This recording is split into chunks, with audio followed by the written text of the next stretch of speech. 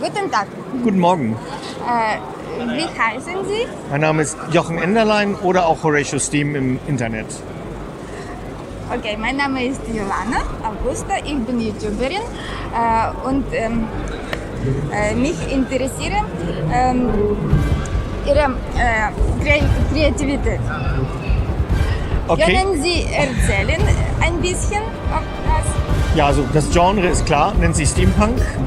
Und wenn Sie so über die Geräte gucken, dann werden Sie sehr viele Dinge sehen, die so tun, als ob sie magisch sind.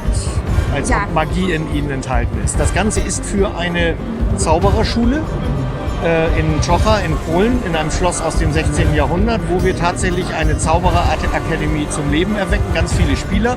Ich bin einer der Spieler und ich baue halt Geräte für meinen Unterricht. Ich bin dort Professor.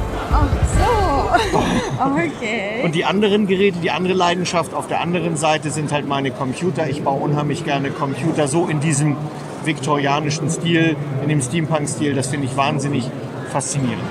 Und was hat Sie inspiriert für diese Kreativität? Ach, das ist so, vor 15 Jahren habe ich meiner Tochter einen Computer gebaut mit so einem Drachenkopf und so ein bisschen auf Fantasy getrimmt.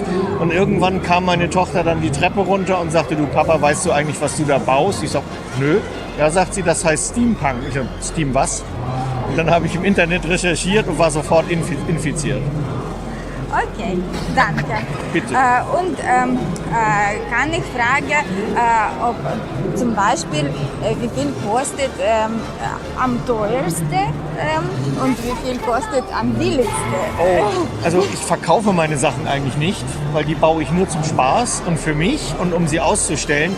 Aber wenn wir einen Preis aufrufen würden, ja, dann würde ich sagen, die Frau Professor, das Gehirn, da sind wir so irgendwo bei 12.000 bis 15.000 Euro. So, und das günstigste wäre zum Beispiel etwa so um 200 Euro. Okay, danke für den Gerne.